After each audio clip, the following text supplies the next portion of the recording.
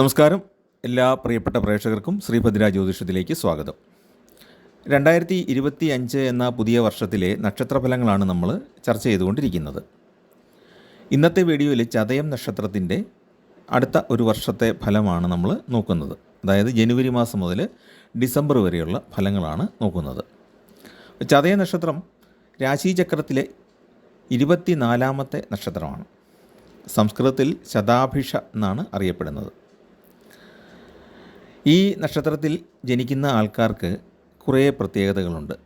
മറ്റുള്ളവരെ സഹായിക്കാനുള്ള ഒരു വലിയ മനസ്ഥിതി ഉള്ള ആളുകളാണ്. അതുപോലെ തന്നെ സമൂഹത്തിൽ പുരോഗമനപരമായ മാറ്റങ്ങൾ കൊണ്ടുവരണം എന്ന് ആഗ്രഹിക്കുന്ന ആളുകളാണ്. സ്വതന്ത്ര ചിന്താഗതിയുള്ളവരും എപ്പോഴും എന്തെങ്കിലുമൊക്കെ പ്രവർത്തനങ്ങളിൽ ഏർപ്പെട്ടുകൊണ്ടിരിക്കുന്നവരും പൊതുവെ എല്ലാവരും തന്നെ കുലീനമായ സ്വഭാവമുള്ളവരും ആയിരിക്കും. അതായത് സാമ്പത്തികമായിട്ട് അവരത്ര മെച്ചപ്പെട്ടവരല്ലെങ്കിൽ പോലും അവരുടെ സ്വഭാവം വളരെ മാന്യമായിരിക്കും. പിതാവിനേക്കാളും മാതാവിനെ കൂടുതൽ സ്നേഹിക്കുന്ന സ്വഭാവമാണ് കാണുന്നത്. ഏതെങ്കിലും ഒരു ആദർശം അവർക്ക് പ്രത്യേകമായിട്ടുണ്ടായിരിക്കും. അതാണ് അവരെ സമൂഹത്തിൽ വേറിട്ട് നിർത്തുന്ന ഒരു ഘടകം എന്ന് പറയുന്നത്, ഒരു പ്രത്യേക ആദർശം. അതോടൊപ്പം തന്നെ ഔദാര്യശീലവും നന്നായിട്ടുണ്ട്. സൗഹൃദങ്ങൾക്ക് വില കൽപ്പിക്കുന്ന സ്വഭാവമാണ്. ആത്മീയതയോടൊരു ആഭിമുഖ്യം എപ്പോഴും ഉണ്ടായിരിക്കും. പൊതുവെ തുറന്ന് സംസാരിക്കുന്ന സ്വഭാവക്കാരാണ് ചതയ നക്ഷത്രക്കാർ. തുറന്ന് സംസാരിക്കുക എന്ന് പറഞ്ഞാൽ ഉള്ള കാര്യം മുഖത്ത് നോക്കി പറയും എന്നുള്ളൊരു പ്രത്യേകതയും ഉണ്ട്. അത് എല്ലാവർക്കും ഇഷ്ടപ്പെടണമെന്നില്ല. ചിലപ്പോൾ സുഹൃത്തുക്കൾക്ക് പോലും ശത്രുത ഉണ്ടാകാൻ അത് കാരണമാകും. പിന്നെ സാഹസിക പ്രവർത്തനങ്ങളിൽ ഏർപ്പെടാനും ചതയ നക്ഷത്രക്കാർക്ക് മടിയില്ല എന്നുള്ളതാണ് ഒരു പ്രത്യേകത. ശത്രുക്കളെ പരാജയപ്പെടുത്താനുള്ള വലിയൊരു കഴിവുണ്ട്. മിക്കവാറും ഇവരുടെ വാക്കുകൊണ്ട് തന്നെ ഇവർ ശത്രുക്കളെ അടിച്ചിടും എന്നുള്ളതാണ് സത്യം. അതിന് പറ്റിയില്ലെങ്കിൽ ഏത് വിധേനയും ശത്രുക്കളെ തോൽപ്പിക്കാൻ അവർക്ക് ഒരു മടിയും ഇല്ല. നല്ല ഓർമ്മശക്തി ഉണ്ടായിരിക്കും. വളരെ പ്രത്യേകമായ കാര്യങ്ങൾ ചെയ്യുന്നത് കൊണ്ട്, അവരുടേതായൊരു സ്വതസിദ്ധമായ രീതിയിൽ കാര്യങ്ങൾ ചെയ്യുന്നതുകൊണ്ട് എപ്പോഴും നമ്മൾ ഓർത്തിരിക്കും അവരെ പറ്റി. സത്യത്തോടൊരു ആഭിമുഖ്യം ഉണ്ടായിരിക്കും. എല്ലാ കാര്യങ്ങളും നേരായ വഴി നടക്കണം എന്നുള്ളൊരു ചിന്ത ഉണ്ടായിരിക്കും. തൻ്റെ സഹപ്രവർത്തകരും അല്ലെങ്കിൽ തൻ്റെ കൂട്ടുകാരുമൊക്കെ അങ്ങനെ സത്യസന്ധമായിട്ട് ജീവിക്കണം എന്നാഗ്രഹിക്കുന്നവരാണ് ഇവർ. എന്ന് പറഞ്ഞാൽ അഴിമതിക്കും അങ്ങനെ ആരോപണങ്ങൾ ഉണ്ടാക്കുന്നതിലും ദുരൂഹത സൃഷ്ടിക്കുന്നതിലും അങ്ങനെയൊന്നും അവർക്ക് താല്പര്യമില്ല. പൊതുവേ നേരെ വാ നേരെ പോ എന്നുള്ള ഒരു ആറ്റിറ്റ്യൂഡാണ് അവർക്ക് കൂടുതൽ പേർക്കും ഉള്ളത്. പിന്നെ സ്വന്തമായിട്ടൊരു അഭിപ്രായം ഫോം ചെയ്ത് കഴിഞ്ഞാൽ അതിൽ നിന്നൊരിക്കലും മാറുകയില്ല എന്നൊരു പ്രത്യേകതയുണ്ട്. ആ അഭിപ്രായത്തെ മുറുകെ പിടിച്ചുകൊണ്ടിരിക്കും. ആരൊക്കെ എന്തെല്ലാം പ്രേരിപ്പിച്ചാലും ആ അഭിപ്രായം മാറ്റുകയില്ല. ജീവിതത്തിലെ ഒരുപാട് കഴിവുകൾ ഇവർക്കുണ്ട്. മൾട്ടി ടാലൻറ്റഡ് ആയിരിക്കും. വളരെയേറെ മേഖലകളിൽ അറിവും കഴിവുമുള്ള ആളുകളായിരിക്കും. നല്ല സാമർഥ്യം ഉണ്ടായിരിക്കും പ്രവർത്തനങ്ങളിൽ. പക്ഷേ മനസ്സ് വളരെ ലോലമായ മനസ്സായിരിക്കും. എന്ന് പറഞ്ഞാൽ പെട്ടെന്ന് മറ്റുള്ളവരുടെ ദുഃഖത്തിൽ പെട്ടെന്ന് അനുതാപം തോന്നുകയും അതുപോലെ തന്നെ ചില കാര്യങ്ങളിൽ ഇവരെത്ര സ്ട്രോങ് ആണെന്ന് നമ്മൾ വിചാരിച്ചു കഴിഞ്ഞാലും പലപ്പോഴും ഇവർ ദയയാണ് പ്രകടിപ്പിക്കുന്നത്. കഠിനമായ മനസ്സ് സാധാരണ കാണാറില്ല. പുറമെ പരുക്കനായിട്ടൊക്കെ പെരുമാറുമെങ്കിലും. പക്ഷേ പ്രകോപനങ്ങൾ ഉണ്ടായാൽ, അതായത് അവരുടെ വ്യക്തിത്വത്തെ മുറിവേൽപ്പിക്കുന്നതോ അവരുടെ ആദർശങ്ങളെ മുറിവേൽപ്പിക്കുന്നതോ ആയ പ്രവർത്തനങ്ങൾ നമ്മളിൽ നിന്നുണ്ടായാൽ അവർ ശക്തമായിട്ട് പ്രതികരിക്കും. പിന്നെ ഇവർക്ക് സിമ്പിളായിട്ടുള്ള ലൈഫാണ് ഇഷ്ടം. ലളിതമായ രീതിയിൽ ജീവിക്കണം എന്നാണ് ആഗ്രഹിക്കുന്നത്. പിന്നെ അവരുടെ ജീവിത നിലവാരം അനുസരിച്ച് വസ്ത്രധാരണത്തിലും രീതികളിലുമൊക്കെ കുറച്ച് വ്യത്യാസം വരും എന്നുള്ളതേ ഉള്ളൂ. കൂടുതൽ ചതയ നക്ഷത്രക്കാരും വലിയ ആഡംബരങ്ങളൊന്നും അവരുടെ ഉള്ളിൽ തട്ടി ഉണ്ടായിരിക്കില്ല. പിന്നെ അവരുടെ പ്രൊഫഷൻ്റെ ഭാഗമായിട്ടും അവരുടെ ജീവിത രീതിയുടെ ഭാഗമായിട്ടുമൊക്കെ ഉള്ള വസ്ത്രധാരണവും വാഹനങ്ങളുമൊക്കെ ഉപയോഗിക്കുന്ന വസ്തുക്കളുമൊക്കെ അങ്ങനെയായിരിക്കും സെറ്റ് ചെയ്തിരിക്കുന്നത് എന്നുള്ളതേ ഉള്ളൂ. മാത്രമല്ല ഒരുപാട് ഒരു തള്ളൊന്നും തള്ളുകയില്ല. എന്ന് പറഞ്ഞാൽ ഞാൻ ഇന്ന കഴിവുള്ള ആളാണ്, ഞാൻ ഇത്ര മിടുക്കനാണ് എന്നൊന്നും പറഞ്ഞുകൊണ്ടിരിക്കുന്നൊരു സ്വഭാവം പൊതുവേ കാണാറില്ല. മിക്കവാറും അത്യാവശ്യ സന്ദർഭങ്ങളിൽ മാത്രമേ അവർ കഴിവുകൾ പുറത്തെടുക്കാറുള്ളൂ. പിന്നെ കുറേയേറെ ശത്രുക്കൾ അവർക്കുണ്ടായിരിക്കും ഈ അഭിപ്രായ പ്രകടനം മൂലം. പിന്നെ സാമ്പത്തികമായ കാര്യങ്ങൾ വളരെ ശ്രദ്ധിച്ചേ ചെയ്യുള്ളൂ. അമിത ചെലവിലേക്കൊന്നും പോകാൻ സാധ്യതയില്ല. അധ്വാനശീലമുള്ള ആൾക്കാരാണ്. അതുപോലെ തന്നെ മറ്റുള്ളവർക്ക് സംരക്ഷണം കൊടുക്കാനൊക്കെ സന്നദ്ധരാണ്. ജീവിതത്തിൽ ക്രമേണയാണ് ഇവരുടെ ഉയർച്ച വരുന്നത്. വളരെ ക്രമത്തിൽ അഭിവൃദ്ധി പ്രാപിക്കുന്നതാണ് പൊതുവെ കണ്ടുവരുന്നത്. കുടുംബത്തിനും സുഹൃത്തുക്കൾക്കും വേണ്ടിയിട്ട് കുറേ ത്യാഗമൊക്കെ സഹിക്കാനായിട്ട് തയ്യാറാണ്. സുഖദുഃഖങ്ങളെ ചിത്തതയോടെ രണ്ടും ഒരുപോലെ സുഖത്തെയും ദുഃഖത്തെയും സമചിത്തതയോടെ കാണാനുള്ള ഒരു പ്രത്യേക കഴിവും ഇവർക്ക് ഉണ്ട്. എന്തെങ്കിലും ദുഃഖം ഉണ്ടാകുമ്പോൾ ആ സമയത്തൊരു അല്പം ചഞ്ചലിപ്പൊക്കെ ഉണ്ടായാലും പിന്നീട് അതിൻ്റെ യാഥാർത്ഥ്യം മനസ്സിലാക്കി അതുമായിട്ട് സമരസപ്പെടാനായിട്ട് അവർക്ക് സാധിക്കും. പിന്നെ ചതയ നക്ഷത്രത്തിൽ ജനിച്ച സ്ത്രീകളെ സംബന്ധിച്ച് അവർ ഈശ്വര വിശ്വാസമുള്ളവരും ദേവന്മാരെയും ഗുരുക്കന്മാരെയും പിതൃക്കളെയൊക്കെ പൂജിക്കുന്നവരും ആയിരിക്കും. എന്ന് പറഞ്ഞാൽ അവരെ ബഹുമാനിക്കുന്നവരായിരിക്കും. സ്വജനങ്ങളെക്കാൾ കൂടുതൽ നല്ല ജീവിതം നയിക്കുന്നവരായിരിക്കും. എന്ന് പറഞ്ഞാൽ ബന്ധുക്കളെക്കാൾ കൂടുതൽ നല്ല ഉയർന്ന പദവിയിൽ ജീവിക്കുന്നവരായിരിക്കും. അല്ലെങ്കിൽ ജീവിതത്തിൻ്റെ നിലവാരം അല്ലെങ്കിൽ ജീവിതത്തിൽ അനുഭവിക്കുന്ന ഹാപ്പിനെസ്സൊക്കെ മറ്റുള്ളവരെക്കാളും കൂടുതലായിരിക്കും.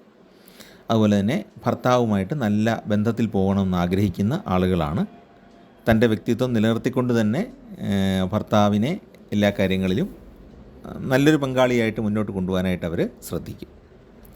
ഇനി നമുക്ക് അവരുടെ ഫലങ്ങളിലേക്ക് നോക്കാം. 2025 പൊതുവായ ഫലങ്ങളിലേക്ക് നോക്കുമ്പോൾ വർഷത്തിൻ്റെ ആദ്യം ശനി അവരുടെ ജന്മക്കൂറിലാണ് സഞ്ചരിക്കുന്നത്. കുംഭം രാശിയിലാണ് ഈ ശനി സഞ്ചരിക്കുന്നത്. ആ കുംഭക്കൂറിലാണ് ചതയ നക്ഷത്രം വരുന്നത്. അപ്പം ജന്മത്തിൽ ശനി എന്ന് പറഞ്ഞാൽ 7.5 ശനിയാണ്. 7.5 ശനിയുടെ മധ്യഭാഗമാണ് ആദ്യം അനുഭവിക്കുന്നത്. 7.5 ശനി കുറേയേറെ തടസ്സങ്ങളൊക്കെ ഉണ്ടാക്കും. പക്ഷേ കുംഭക്കൂറിൽപ്പെടുന്ന ചതയ നക്ഷത്രക്കാർക്ക് ശനി അവരുടെ രാശിനാഥൻ കൂടി ആയതുകൊണ്ട് വളരെ കൂടുതൽ ദോഷമൊന്നും ചെയ്യുകയില്ല. വളരെ ഹാർഡായിട്ടൊന്നുമുള്ള ദോഷങ്ങൾ ചെയ്യുകയില്ല. എപ്പോഴും ഈ രാശിനാഥന് ആ രാശിയിൽ ഉൾപ്പെടുന്ന നക്ഷത്രങ്ങളിൽ ജനിച്ച ആളുകൾക്ക് ഒരു അനുഗ്രഹം കൊടുക്കുന്ന രീതിയിലാണ് നിൽക്കാറുള്ളത്. അപ്പോൾ അതുകൊണ്ട് തന്നെ ശനി ഇവർക്ക് കുറേ യോഗങ്ങൾ കൊടുക്കുകയും ചെയ്യും ചതയ നക്ഷത്രക്കാർക്ക്. പക്ഷേ 7.5 ശനി എന്ന് പറയുന്ന അവസ്ഥയുണ്ടല്ലോ, കാരണം ഈ ഗ്രഹങ്ങൾ തമ്മിലുള്ള ബന്ധങ്ങൾ, ആംഗുലാർ ഡിസ്റ്റൻസ്, ഇതൊക്കെ അനുസരിച്ച് കുറേ ഫലങ്ങൾ അനുഭവിക്കുകയും ചെയ്യും. കുറേ തടസ്സങ്ങൾ വരും, കുറച്ച് സംഘർഷങ്ങളൊക്കെ ഉണ്ടാകും, അല്പം ശത്രുതയൊക്കെ സൃഷ്ടിക്കപ്പെടാം, കർമ്മരംഗത്ത് ഒരു അല്പം പിന്നോട്ട് പോകുന്ന പോലെയൊക്കെ തോന്നാം. അതൊക്കെ ഈ സമയത്തുള്ള പ്രത്യേകതകളാണ്. പക്ഷേ ശനിയെക്കൊണ്ട് സാധാരണ പറയുന്ന ദോഷങ്ങളോ ആപത്തുകളോ ഒന്നും ഈ സമയത്ത് ഇവർക്ക് അനുഭവപ്പെടുകയില്ല. പക്ഷേ വ്യാഴം ഈ സമയത്ത് 4-ാം ഭാവത്തിലാണ് സഞ്ചരിക്കുന്നത്, അതായത് ഇടവൻ രാശിയിൽ. അപ്പോൾ 4-ലെ വ്യാഴം പൂർണ്ണമായിട്ടും അനുകൂലമായ ഗ്രഹാവസ്ഥയല്ല. കുറച്ച് സാമ്പത്തിക ലാഭവും വാഹന ലാഭവും ഗൃഹലാഭവും ഒക്കെ കൊടുക്കുമെങ്കിലും ബന്ധുക്കളുമായിട്ട് കലഹം ഉണ്ടാകാനുള്ള സാധ്യതയുണ്ട്. കാര്യസാധ്യത്തിന് വേണ്ടിയിട്ട് 3-4 തവണ ശ്രമിക്കേണ്ടി വരുന്ന അവസ്ഥയും ഉണ്ടാകാം. അപ്പോൾ ബന്ധുക്കൾ നമ്മുടെ ജീവിതത്തോട്ട് വന്ന് ഇടപെടുകയും നമ്മുടെ കുടുംബകാര്യങ്ങളിലൊക്കെ നമ്മൾ പറയാതെ തന്നെ കയറി ഇടപെടുകയും അത് നമുക്ക് വിലക്കേണ്ടി വരികയൊക്കെ ചെയ്യുന്ന ഒരവസ്ഥ നേരിട്ടേക്കാം. അത് മനക്ലേശം ഉണ്ടാക്കും. സ്വകാര്യ ജീവിതത്തിൽ ചിലരുടെ അനാവശ്യമായ കടന്നുകയറ്റം മനസ്സിനെ വിഷമിപ്പിക്കാം. കടബാധ്യതകൾ കൂടി വരുന്നത് കൊണ്ടുള്ള സ്വൈരക്കേടുകൾ ഉണ്ടാകാം. അതേസമയത്ത് വീട് പണി പൂർത്തിയാക്കാനും പുതിയ വീട് വാങ്ങാനും ശ്രമിച്ചാൽ സാധിക്കുന്നതാണ്. കുടുംബത്തിൽ ചെറിയ തോതിൽ അഭിപ്രായ വ്യത്യാസമൊക്കെ ഉണ്ടാകാം. പക്ഷേ പരസ്പര സ്നേഹം നിലനിൽക്കുന്നതാണ്. കുടുംബത്തിൽ ജീവിത പങ്കാളിയായിട്ടും മക്കളുമായിട്ടുമൊക്കെയുള്ള സ്നേഹം ഉള്ളിൽ കാണും. പക്ഷേ അഭിപ്രായങ്ങൾ തമ്മിൽ വൈരുദ്ധ്യം ഉണ്ടാകാം. പിന്നെ ശനി മാർച്ച് 29 ആകുമ്പോഴത്തേക്കും ജന്മരാശിയിൽ നിന്നും 2-ലേക്ക് മാറും. ഇപ്പോൾ കൃത്യം 29-ാം തീയതി മുതൽ അനുഭവം മാറും എന്നുള്ളതല്ല മനസ്സിലാക്കേണ്ടത്. ക്രമേണ ആ ജന്മരാശിയിൽ നിന്നും ശനി മാറിയതിൻ്റെ ഒരു റിലാക്സേഷൻ അല്ലെങ്കിൽ അതിൻ്റെ ഒരു ആശ്വാസം നമുക്ക് അനുഭവപ്പെട്ട് തുടങ്ങും. മനസ്സിൻ്റെ സമ്മർദ്ദങ്ങൾ പതുക്കെ കുറഞ്ഞു വരും. ജോലിയിൽ കൂടുതൽ നന്നായിട്ട് പെർഫോം ചെയ്യാനായിട്ട് സാധിക്കും. ശനി 2-ാം ഭാവത്തിലേക്കാണ് പോകുന്നത് ഈ സമയത്ത്, അതായത് മാർച്ച് ഒടുവിൽ. അപ്പോൾ ഈ രാശിനാഥൻ 2-ാം ഭാവത്തിലേക്ക് വരുന്നത് കൊണ്ടും മീനൻ രാശി ശനിയുടെ സമഗ്രഹമായ വ്യാഴത്തിൻ്റെ രാശി ആയതുകൊണ്ടും ധനപരമായ വിഷമങ്ങളൊക്കെ കുറഞ്ഞ് വരും. അപ്പോൾ ശനി 2-ലേക്ക് പോകുമ്പം സാധാരണ ശനി 2-ൽ വന്നാൽ ധനത്തിന് മുടക്കം വരേണ്ടതാണ്. പക്ഷേ ഇവരെ സംബന്ധിച്ചിടത്തോളം രാശിനാഥനായതുകൊണ്ട് ധനത്തിന് മുടക്കം വരുത്തുകയില്ല. ഘട്ടമായിട്ടായിരിക്കും ആ ധനത്തിനുള്ള പ്രയാസങ്ങൾ ഒഴിവായി വരുന്നത്. മെയ് മാസം പകുതിയിലെ വ്യാഴമാറ്റം ഇവർക്ക് അനുകൂലമാണ്. വ്യാഴം 4-ൽ നിന്ന് 5-ാം ഭാവത്തിലേക്കാണ് ആ സമയത്ത് പോകുന്നത്. അപ്പം പിന്നെ നമ്മുടെ ശരീരത്തിനും മനസ്സിനും ഒക്കെ കുറേയേറെ സുഖാനുഭവങ്ങളായിരിക്കും പിന്നീട് ഉണ്ടാകുന്നത്. മനസ്സിൽ നല്ല കാര്യങ്ങൾ ചിന്തിക്കാനും നല്ല രീതിയിൽ പ്രവർത്തിക്കാനും നമുക്ക് നല്ല പ്രകടനങ്ങൾ കാഴ്ചവെക്കാനും സാധിക്കും. സന്താനങ്ങളില്ലാത്തവർക്ക് സന്താനങ്ങൾ ഉണ്ടാകാൻ ഈ സമയത്ത് സാധ്യതയുണ്ട്. ഈ വർഷം ചതയ നക്ഷത്രക്കാർക്ക് സന്താന യോഗമുള്ള ഒരു വർഷമാണ്. നമുക്ക് നന്നായിട്ട് തന്നെ പ്രതീക്ഷിക്കാം. അതുപോലെ തന്നെ നിലവിലുള്ള സന്താനങ്ങൾക്ക്, മക്കൾക്ക് അവരുടെ ജീവിത രീതി അനുസരിച്ചുള്ള ഉയർച്ച ലഭിക്കുന്നതാണ്. വിദ്യാർത്ഥികളാണെങ്കിൽ പഠനത്തിൽ ഉയർച്ച, ജോലി ചെയ്യുന്ന മക്കളാണുള്ളതെങ്കിൽ ജോലിയിൽ ഉയർച്ച, ഇതൊക്കെ ലഭിക്കുന്നതാണ്. അതുപോലെ സാമൂഹ്യ പ്രവർത്തനങ്ങളിൽ ഏർപ്പെട്ടിരിക്കുന്ന മക്കളാണെങ്കിൽ അവർക്ക് സമൂഹത്തിൽ നല്ല അംഗീകാരം ആ രീതിയിൽ ഉണ്ടാകാം. പിന്നെ തൊഴിലിൽ നേട്ടമുണ്ടാകും. ധനപരമായ ഉന്നതി ഉണ്ടാകാൻ സാധ്യതയുള്ള സമയമാണ്. വ്യാപാരത്തിൽ പുരോഗതി ഉണ്ടാകും. അതുപോലെ മെയ് മാസത്തിൽ രാഹു ഇവരുടെ ജന്മക്കൂറിലേക്ക് എത്തിച്ചേരും. അപ്പോൾ ജന്മക്കൂറിലേക്ക് രാഹു വരുമ്പോൾ ഒരു ഗുണമുണ്ട്, ചില ദോഷങ്ങളുമുണ്ട്. ഗുണം എന്താണ്? പെട്ടെന്ന് കുറേ ധനം കയ്യിലേക്ക് വരും. ലോട്ടറി അടിച്ചോ നറുക്കെടുപ്പിൽ കൂടെയോ അല്ലെങ്കിൽ ചിട്ടി പിടിച്ചോ അങ്ങനെയുള്ള പൈസ കയ്യിലേക്ക് വരും. പക്ഷേ ഈ രാഹുവിൻ്റെ ഒരു കുഴപ്പം എന്താണ്? പെർമനൻ്റ് അല്ല. രാഹു കൊണ്ടുവരുന്ന ധനമെന്ന് പറയുന്നത് വളരെ പെട്ടെന്ന് തന്നെ വേറെ എന്തെങ്കിലും ആവശ്യത്തിന് എടുക്കേണ്ടി വരും. ദീർഘകാലം നിലനിൽക്കുന്ന ഒരു ധനമല്ല രാഹു നൽകുന്നത്. പക്ഷേ പെട്ടെന്ന് പൈസ വരാനുള്ള സാധ്യതയുണ്ട്. അതുകൊണ്ട് തന്നെ ഈ വ്യാഴവും ശനിയും അനുഗ്രഹം നൽകുന്ന സമയത്ത് കുറേ ധനം ഉണ്ടാകും. പല പല പ്രവൃത്തികളിൽ നിന്നും, നമ്മൾ ജോലി ചെയ്യുന്നതിൽ നിന്നും അല്ലെങ്കിൽ ബിസിനസ് ചെയ്യുന്നതിൽ നിന്നും.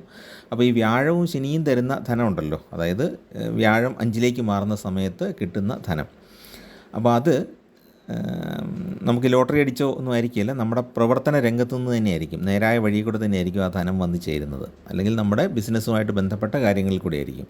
അതിൽ നിന്ന് നല്ലൊരു ഭാഗം സൂക്ഷിച്ചു വെക്കാനായിട്ട് ശ്രദ്ധിക്കുക. ഭാവിയിലേക്ക് ഒരു കരുതൽ ധനം സൂക്ഷിച്ചു വെക്കുക. കാരണം രാഹു പെട്ടെന്ന് ഒരു 10 ലക്ഷം രൂപ നമുക്ക് ലോട്ടറി തന്നു എന്ന് വിചാരിച്ച് അതുകൊണ്ടൊന്നും നമ്മുടെ പ്രശ്നങ്ങൾ പരിഹരിക്കില്ല. ആ സമയത്ത് വേണേൽ കടം വീട്ടാനൊക്കെ അത് ഉപകരിക്കും എന്നുള്ളത് സത്യമാണ്. പക്ഷേ പെർമനൻ്റ് ആയിട്ടുള്ള ഒരു സൊല്യൂഷൻ അല്ല ഒരിക്കലും ഈ രാഹുവിനെ കൊണ്ടുള്ള ധനലാഭം എന്ന് പറയുന്നത്. അപ്പോൾ ഇതാണ് നമുക്ക് ചതയ നക്ഷത്രക്കാരുടെ 2025 ചുരുക്കത്തിലുള്ള ഫലം ആയിട്ട് പറയാനുള്ളത്. ഒരുപാട് വീഡിയോ ദീർഘിപ്പിക്കേണ്ട എന്ന് വിചാരിച്ചാണ് ചുരുക്കുന്നത്. ഇനി നമുക്ക് അവർ ചെയ്യേണ്ട പരിഹാര കർമ്മങ്ങളെ പറ്റി നോക്കാം. ചതയ നക്ഷത്രക്കാർ ശ്രീകൃഷ്ണ ഭഗവാന്റെയും ശിവൻ്റെയും ശാസ്താവിൻ്റെയും പ്രീതി നേടുന്നത് ജീവിതത്തിൽ ഉയർച്ച ലഭിക്കാൻ വളരെ ഉപകാരപ്രദമാണ്. ഈ ദേവന്മാരുടെ ക്ഷേത്രങ്ങളിൽ ദർശനം നടത്തുക, പക്കപ്പിറന്നാളിന് വഴിപാടുകൾ കൊടുക്കുക, ഇതൊക്കെ നല്ലതാണ്. കൃഷ്ണന് തൃക്കൈവെണ്ണ കൊടുക്കുന്നത് വിദ്യാർത്ഥികളെ സംബന്ധിച്ചിടത്തോളം പഠനം നിലവാരം ഉയരുന്നതിനും നല്ല റിസൾട്ട് കൈവരിക്കാനുമൊക്കെ വളരെ ഗുണപ്രദമാണ്. അതുപോലെ തന്നെ ഒരു തുളസിമാലയും കൂടെ സമർപ്പിക്കുകയാണെങ്കിൽ അനുഗ്രഹം വളരെ കൂടുതലായിട്ട് ലഭിക്കുന്നതാണ്. കുടുംബ സൗഖ്യത്തിനും മനസ്സമാധാനത്തിനുമൊക്കെ നല്ലതാണ്. പിന്നെ അവർ പരിഹാര കർമ്മങ്ങൾ അനുഷ്ഠിക്കേണ്ടത് ശനിദശ, കേതുർദശ, സൂര്യദശ, അതായത് ശനിദശ, കേതുർദശ, ആദിത്യദശ, ഈ 3 ദശാകാലം ഇവർക്ക് ഗുണകരമല്ല. ഈ സമയത്ത് ദോഷപരിഹാര കർമ്മങ്ങൾ ചെയ്യണം. ചതയം, തിരുവാതിര, ചോതി എന്നീ നക്ഷത്രങ്ങൾ വരുന്ന ദിവസം ക്ഷേത്ര ദർശനത്തിന് ഉത്തമമാണ്. മറ്റ് പൂജകളും ദൈവികമായ കാര്യങ്ങൾക്കൊക്കെ നല്ലതാണ്. ശുഭകാര്യങ്ങൾ തുടങ്ങാനും നല്ലതാണ്. നക്ഷത്ര ദശാധിപനായ രാഹുവിനെ പ്രീതിപ്പെടുത്തുന്ന കർമ്മങ്ങൾ ചെയ്യുന്നത് നല്ലതാണ്. സർപ്പക്ഷേത്രങ്ങളിൽ ദർശനം നടത്തുക, കദളിപ്പഴം നേദിക്കുക, അപ്പം വഴിപാട്, അടവഴിപാടൊക്കെ പല ക്ഷേത്രങ്ങളിൽ പല രീതിയിലാണ് സർപ്പത്തിന് വഴിപാട് കൊടുക്കുന്നത്. ഇനി ഇതൊന്നും നമുക്ക് അറിഞ്ഞുകൂടാ എങ്കിൽ, അല്ലെങ്കിൽ നമ്മുടെ അടുത്തുള്ള ക്ഷേത്രത്തിൽ ഇതൊന്നും ഇല്ലെങ്കിൽ മഞ്ഞൾപ്പൊടി സമർപ്പിക്കുക, പട്ട് സമർപ്പിക്കുക, ആയില്യ പൂജയിൽ പങ്കെടുക്കുക തുടങ്ങിയ കാര്യങ്ങളൊക്കെ നമുക്ക് ചെയ്യാം. സർപ്പക്കാവുകൾ പരിരക്ഷിക്കാനായിട്ട് ശ്രദ്ധിക്കുക. കുടുംബത്തിൽ സർപ്പപ്രതിഷ്ഠയോ സർപ്പക്കാവോ ഉണ്ടെങ്കിൽ അതിനെ കൃത്യമായിട്ട് പരിപാലിക്കണം. അതൊക്കെ നമ്മുടെ ജീവിതത്തിൽ ഐശ്വര്യം കൊണ്ടുവരും. പിന്നെ ചതയ നാളിൽ രാഹുപൂജ ക്ഷേത്രത്തിലുണ്ടെങ്കിൽ ആ രാഹുപൂജ നടത്തുന്നത് ഉത്തമമാണ്. ഇതൊന്നും പറ്റിയില്ലെങ്കിൽ സർപ്പത്തിനൊരു ഹാരം ചാർത്തുക, ഇതൊക്കെ നമുക്ക് ചെയ്യാം. പിന്നെ രാശ്യാധിപനായ ശനിയെ പ്രീതിപ്പെടുത്തുന്ന കർമ്മങ്ങൾ അനുഷ്ഠിക്കുന്നത് നല്ലതാണ്. നവഗ്രഹ ക്ഷേത്രത്തിൽ ശനിക്ക് പട്ട് സമർപ്പിക്കുക, അർച്ചന ചെയ്യുക, ശാസ്താക്ഷേത്ര ദർശനം നടത്തുക, ശാസ്താവിന് എള്ളുപായസം സമർപ്പിക്കുക, ഇതൊക്കെ നല്ല ദോഷപരിഹാരത്തിന് വളരെ നല്ല വഴിപാടുകളാണ്. ഇതോടൊപ്പം ശിവക്ഷേത്ര ദർശനം കൂടെ ചെയ്യുകയാണെങ്കിൽ ആരോഗ്യപരമായ എല്ലാ പ്രശ്നങ്ങൾക്കും പരിഹാരം ഉണ്ടാകും. അതുപോലെ മനസ്സിൻ്റെ വിഷമവും മാറിക്കിട്ടും. ശിവനൊരു ധാര വഴിപാട് കൊടുത്താൽ മനസ്സിൻ്റെ പ്രയാസങ്ങളും സംഘർഷങ്ങളും ഒക്കെ കുറയാൻ നല്ലതാണ്. ശനിയാഴ്ചയും ചതയ നക്ഷത്രവും ചേർന്ന് വരുന്ന ദിവസം ശനി ഭഗവാനെ പൂജിക്കുന്നത് ഉത്തമമാണ്. പൂജിക്കുക എന്ന് പറഞ്ഞാൽ ഒരുപാട് ഈ മണിയടിച്ച് വിളക്ക് തെളിച്ച് അങ്ങനെയൊന്നും ചെയ്യണമെന്നില്ല. ഒരു എള്ളുതിരി തെളിയിച്ച് പൂജിച്ചാലും മതി. ശനി ഭഗവാനെ നന്നായിട്ട് പ്രാർത്ഥിക്കുക, ശനീശ്വര സ്തോത്രം 18 തവണ ചൊല്ലുക, ഇത്രയൊക്കെ ചെയ്താൽ മതി. വീട്ടിൽ വേണമെങ്കിലും ചെയ്യാം. ക്ഷേത്രത്തിൽ പോയിട്ട് ശനീശ്വര സ്തോത്രം ശാസ്താവിൻ്റെ ക്ഷേത്രത്തിൽ നിന്ന് ജപിക്കാം, നവഗ്രഹ ക്ഷേത്രത്തിൽ ജപിക്കാം, അല്ലെങ്കിൽ ശാസ്താ അഷ്ടോത്തരം ജപിക്കാം. അപ്പോൾ ശനീശ്വരനെ പ്രീതിപ്പെടുത്തുന്ന കാര്യങ്ങൾ ചെയ്യുന്നത് വളരെ നല്ലതാണ്. പിന്നെ നീരാജനം വഴിപാട് ചെയ്യുന്നത് നല്ലതാണ്. 7.5 ശനി കാലമാണല്ലോ, നീരാജനം വഴിപാട് ചെയ്യുന്നത് വളരെ നല്ലതാണ്. പിന്നെ ശിവന് കൂവളമാല സമർപ്പിക്കുക, ധന്വന്തരി ക്ഷേത്രത്തിൽ വഴിപാടുകൾ ചെയ്യുക. ഇതൊക്കെ ആരോഗ്യപരമായ പ്രശ്നങ്ങൾ മാറാൻ വളരെ ഉത്തമമാണ്. പിന്നെ ധനപരമായ എന്തെങ്കിലും ബ്ലോക്കോ എന്തെങ്കിലും പ്രയാസങ്ങളോ അല്ലെങ്കിൽ കടം വാങ്ങിയിട്ട് തിരിച്ചു കിട്ടാതെയൊക്കെ ആണെങ്കിൽ ഭാഗ്യസൂക്ത പുഷ്പാഞ്ജലി കഴിപ്പിക്കുക, ഹനുമാൻ ഒരു വെറ്റില മാല സമർപ്പിക്കുക. അപ്പോൾ നമ്മുടെ അർഹമായ പണം നമ്മുടെ കയ്യിലേക്ക് എത്തിച്ചേരും. ഇങ്ങനെ നമുക്ക് പുതുവർഷം വളരെ ഗുണകരമായിട്ട് മുന്നോട്ട് കൊണ്ടുപോകാം എന്നുള്ളതാണ് ഇവിടെ സജസ്റ്റ് ചെയ്യുന്നത്, നമുക്ക് അഭിപ്രായ പ്രകടനമായിട്ട് പറയാനുള്ളത്. അപ്പോൾ ചാനൽ ഇഷ്ടപ്പെട്ടെങ്കിൽ ദയവായിട്ടും സബ്സ്ക്രൈബ് ചെയ്യുക. നിങ്ങളുടെ സുഹൃത്തുക്കൾക്കും പരിചയക്കാർക്കും ബന്ധുക്കൾക്കൊക്കെ ഒന്ന് ഷെയർ ചെയ്ത് കൊടുത്ത് സഹായിക്കുക. എല്ലാവർക്കും ഈശ്വരാനുഗ്രഹം ധാരാളമായിട്ടുണ്ടാകട്ടെ. നിങ്ങൾക്കും നിങ്ങളുടെ കുടുംബാംഗങ്ങൾക്കും സന്താനങ്ങൾക്കുമെല്ലാം ഐശ്വര്യമുണ്ടാകട്ടെ എന്ന് പ്രാർത്ഥിക്കുന്നു. നമസ്കാരം.